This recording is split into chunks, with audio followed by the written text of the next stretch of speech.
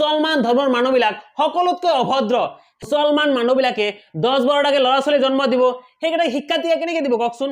এসাঁজ ভাত ভালকে যে খাব সেইটোৰে পইচা নাই। সেইকাৰণেই মুছলমান ধৰ্মৰ যিবিলাক ল'ৰা ছোৱালী আছে ন, সেইবিলাক চুৰ হয়, সেইবিলাক ডকাইত হয়, সেইবিলাক আতংকবাদী হয়, সেইবিলাক সন্ত্ৰাসবাদী হয়, আৰু বহুত কিবা কিবি হয়।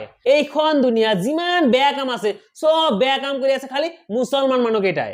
তেতিয়াহ'লে এতিয়া আপোনালোকে কওকচোন, মই যোৱাকালি আপোনালোকক তিনিটা ঘটনা দেখালো এটা সপ্তাহতে।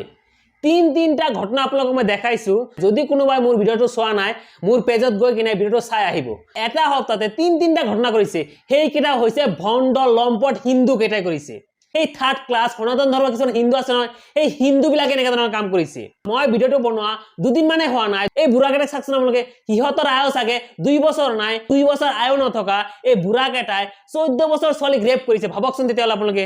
এই চাওকচোন আপোনালোকে ভালকে চাওকচোন, 5টা আছে একেলগে। এই 5টাই এটা সৰু ছোৱালীক মাত্ৰ 14 বছৰৰ পৰা 16 বছৰ মান হ'ব, এই সৰু ছোৱালীটোক 5জনে মিলি কিনে ৰেপ কৰিছে। এইবিলাক মানুহ কেনেকুৱা ধৰণৰ থাৰ্ড ক্লাছ হ'ব পাৰে? আৰু ইহঁতৰ নিচিনা অলগদ্য লম্পট মানুহকেইটাৰ কাৰণে হিন্দু ধৰ্মটো একদম বৰবাদ হ'ব ধৰিছে। আজি সেই হিন্দু নামত দালালি কৰা যিবিলাক নেকি চামচা আছে, সেই চামচা কেইটা ক'ত গ'ল আজি?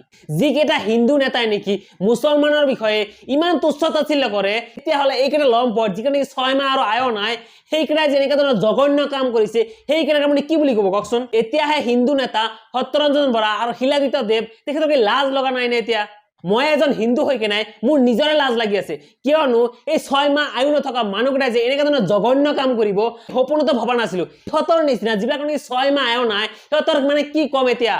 আৰু সেইটোতো বাদেই দিয়ক, এটা 14 বছৰ ছোৱালীক, যিজন ছোৱালীয়ে নেকি এইবিলাক থাৰ্ড ক্লাছ লম্পট বিলাকক ককা ককা বুলি মাতি থাকে, সেই ককাই আজি এনেকুৱা ধৰণৰ লম্পটৰ নিচিনা কাম কৰিবলৈ সাহস ক'ত পালে কওকচোন?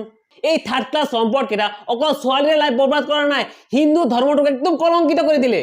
আগতে আমি মুছলমান ধৰ্মৰ মানুহবিলাকৰ কথা একদম মুখ ভৰি ভৰি কৈছিলো।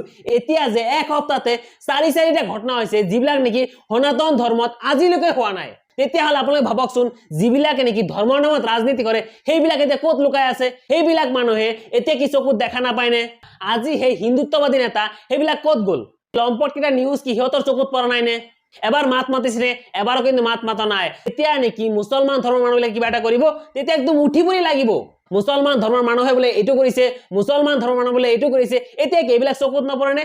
এতিয়া সেই হিন্দুত্ববাদী নেতাকেইটা চকুত কি কলা কাপোৰ বান্ধি বহি আছে নেকি? তো বন্ধুসকল, আপোনালোকে কি ভাবে এই থাৰ্ড ক্লাছ অলগদ্য লম্পট কেইটা কেনেকৈ ধৰণৰ শাস্তি দিব লাগে? এবাৰ কমেণ্ট কৰি জনাওকচোন। আৰু এইটো ভিডিঅ' আপুনি যদি হিন্দু মানুহ হৈ থাকে, প্ৰতিটো মানুহে এটা শ্বেয়াৰ কৰক, যাতে এই অলগদ্য লম্পট কেইটাক যাতে উচিত শাস্তি দিয়ে। হিন্দুত্ববাদী যিবিলাক নেতা আছে, নেতাৰ আগত যাতে ভিডিঅ'টো যায় আৰু চাই কিনে যাতে কিবা এটা প্ৰতিবাদ কৰে। নিজৰ ভুলটো যদি আপুনি লুকাই ৰাখিব পাৰে, তেতিয়াহ'লে বেলেগৰ ভুলটো কিন্তু আঙুলিয়াই দিবলৈ আপোনালোকৰ কিন্তু অধিকাৰ নাই। গতিকে আপোনালোকৰ নিজৰ অধিকাৰ নিজে কিন্তু নেহেৰাব। আপোনালোকে মাত মাতকচোন, যিবিলাক লম্পটে এনেকুৱা ধৰণৰ থাৰ্ড ক্লাছ কাম কৰিছে, সনাতন ধৰ্মটো কলংকিত কৰিছে, যদি পাৰে এই থাৰ্ড ক্লাছ লম্পটৰ বিষয়ে প্ৰতিবাদ কৰক। ধন্যবাদ সকলোকে। জয় অসম।